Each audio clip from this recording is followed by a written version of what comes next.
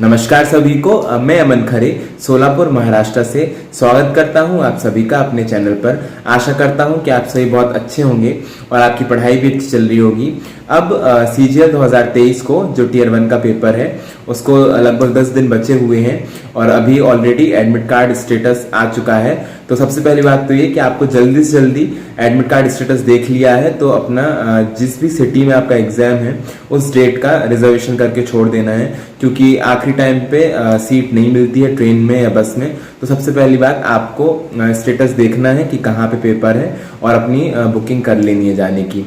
उसके बाद आज हम इस वीडियो में कुछ ऐसी बातें करेंगे, मैं अपना एक्सपीरियंस भी बताऊंगा और कुछ एस्पायरेंट्स ने मुझसे कुछ डाउट्स पूछे हैं तो उनको भी मैं क्लियर करूंगा। सबसे पहली बात तो ये कि करंट अफेयर्स का एक DCA बाई राहुल सर का चैनल है। आप चाहें तो उसमें अपॉइंटमेंट्स का एक बहुत अच्छा वीडियो सर ने डाला हुआ है। उसके अलावा कुछ डिफेंस एक्सरसाइजेस के भी वीडियो उन्होंने डाले हुए हैं और भी कुछ सारी चीज़ें डाली हुई हैं। तो वो एक पूरा कंपाइलेशन होता है, तो अगर आप चाहें तो वहाँ जाके करंट अफेयर्स पढ़ सकते हैं। मैंने वहीं से फॉलो किया था। बहुत सारे लोगों को डाउट होता है कि आखिरी टाइम पे कैसे क्या पढ़ें। मैंने उनका DCA बाई राहुल सर के चैनल से ही एक उन्होंने कंपाइलेशन डाला था और लगभग 10 से 11 घंटे का एक वीडियो था जिसमें पुराने पिछले साल के 10 से 11 महीने के करंट अफेयर्स थे। तो उस तरह का करंट अफेयर्स का वीडियो आप देख लीजिए। अगर आपको सूट करता है तो आप वैसा वीडियो देख लीजिए। मंथली करंट अफेयर्स को अभी अवॉइड करिए और रिवीजन चालू कर दीजिए जो भी आपने स्टैटिक पार्ट किया हुआ है वो। दूसरी चीज़ ये है कि मुझसे एक एस्पिरेंट ने पूछा था कि क्वेश्चंस को स्किप कैसे करना है। तो सबसे पहली बात तो ये कि ऐसा होता है कि हम बहुत सारे क्वेश्चंस ऐसे आते हैं जो हमें लगता है कि हमसे बन जाते अगर टाइम ज़्यादा होता, और वो वाला टाइम जो आप उन क्वेश्चंस को दे सकते थे वो टाइम आपके पास नहीं बचता है क्योंकि आपने टफर क्वेश्चंस में टाइम ज़्यादा दे दिया था। तो सबसे पहले मैं अपना एक्सपीरियंस ये बताऊंगा कि जैसे ही वो कंपाउंड इंटरेस्ट का एक क्वेश्चन होता था जिसमें इंस्टॉलमेंट निकालनी पड़ती थी, डेट है या फिर लोन है उस केस में, तो मुझे उस वाले क्वेश्चन में थोड़ा सा मैं नर्वस फील करता था क्योंकि मुझे ऐसा लगता था कि शायद एक बार में आंसर नहीं आएगा। तो उस क्वेश्चन को शुरुआत में जब मैं टेस्ट देना शुरू करता था तो मैं उसको स्किप कर देता था, क्योंकि मुझे लगता था कि अगर ये क्वेश्चन में टाइम दिया तो बाकी क्वेश्चन जो ईजी वाले हैं वो छूट जाएंगे। तो पहली बात तो ये कि अगर आपसे क्वेश्चन बनने लग गए हैं, अभी टाइम एकदम पीक वाला आ गया है तो क्वेश्चंस बनते होंगे। अगर अभी भी आपसे क्वेश्चंस नहीं बनते हैं कुछ टॉपिक्स के और ऐसा होता है कि अभी इतने टाइम से आप पेपर दे रहे हो तो आपको आइडिया लग जाता है कि ये वाला टॉपिक मेरा वीक है, ये वाले टॉपिक के क्वेश्चंस में मैं ज़्यादा टाइम लगाता हूँ, तो जैसे ही वो क्वेश्चन अपीयर हो आपकी स्क्रीन पे आप उसको छोड़ सकते हैं। धीरे धीरे अभी जैसे लास्ट 10 दिन बचे हुए हैं तो आप अपनी फाइनल स्ट्रेटजी बना लीजिए कि कैसे आपको क्वेश्चंस को पूरे पेपर को अटेम्प्ट करना है।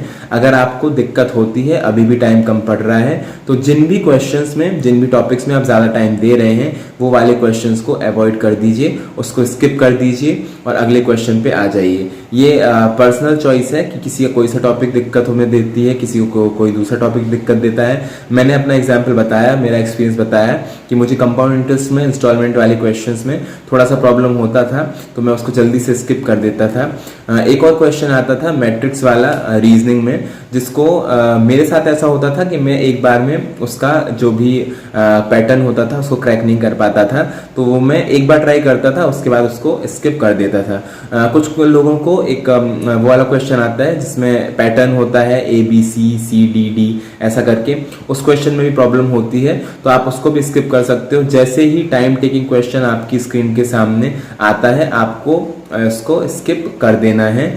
ये चीज़ मैं इसीलिए बता रहा हूँ क्योंकि ये मत सोचिए कि आपको स्किप करना ही है। अगर पहले अटेम्प्ट में क्वेश्चन हो रहा है तो बिल्कुल स्किप मत कीजिए, पर बस ये ना हो कि उस चक्कर में आपका जो कम टाइम लेने वाला क्वेश्चन है वो छूट जाए। तो इस चीज़ का ध्यान रखिए।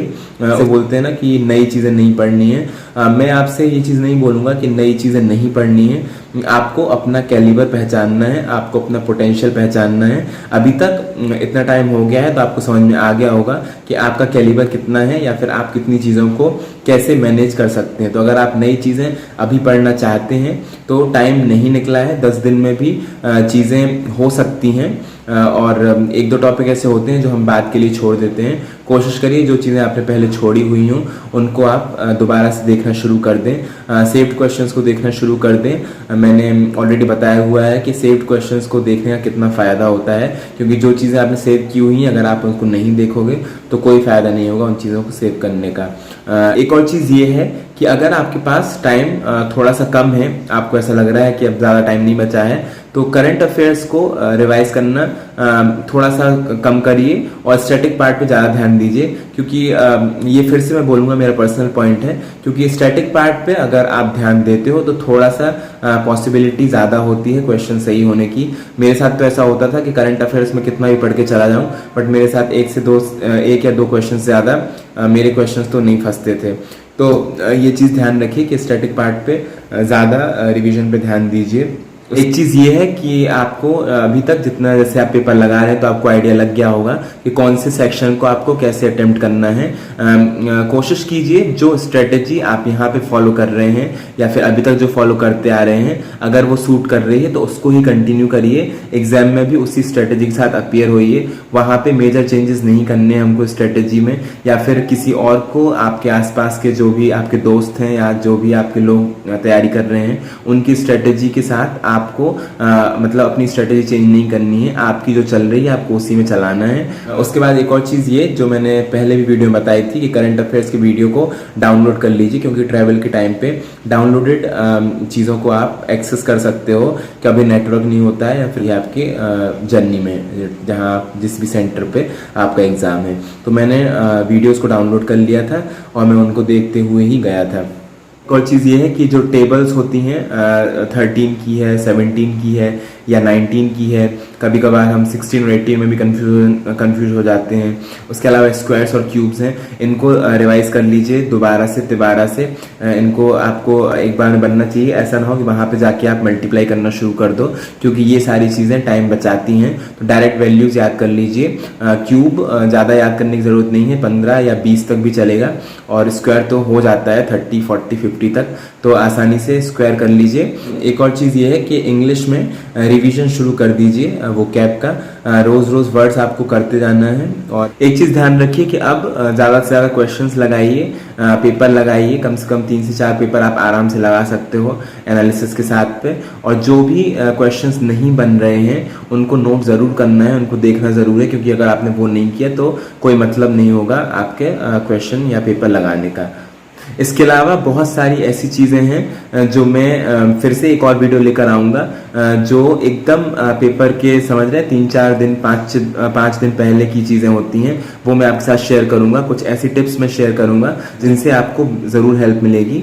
तो अभी पढ़ाई करते रहिए, गिव अप नहीं करना है, उसको याद रखना है आपको कि जैसा चल रहा है वैसे ही करना है। लोगों के बहकावे में नहीं आना है। अगर रैंक या फिर मार्क्स थोड़ा कम आ रहे हैं, रैंक पीछे जा रहा है, परसेंटाइल थोड़ा कम बन रहा है, उसको आपको उससे बिल्कुल भी अफेक्ट नहीं करना है अपने आप को, क्योंकि यही टाइम है जब लोग थोड़ा सा ढील देना शुरू करेंगे, और हमें ढील नहीं देना है, हमें सिलेक्शन लेकर ही मानना है। तो पढ़ते रहिए, ऑल द बेस्ट। और अगर स्टेटस देख लिया है तो जल्दी से अपना टिकट बुक कर लीजिए, क्योंकि उस टाइम पे हो सकता है आपको टिकट ना मिले। Thank you for watching the video.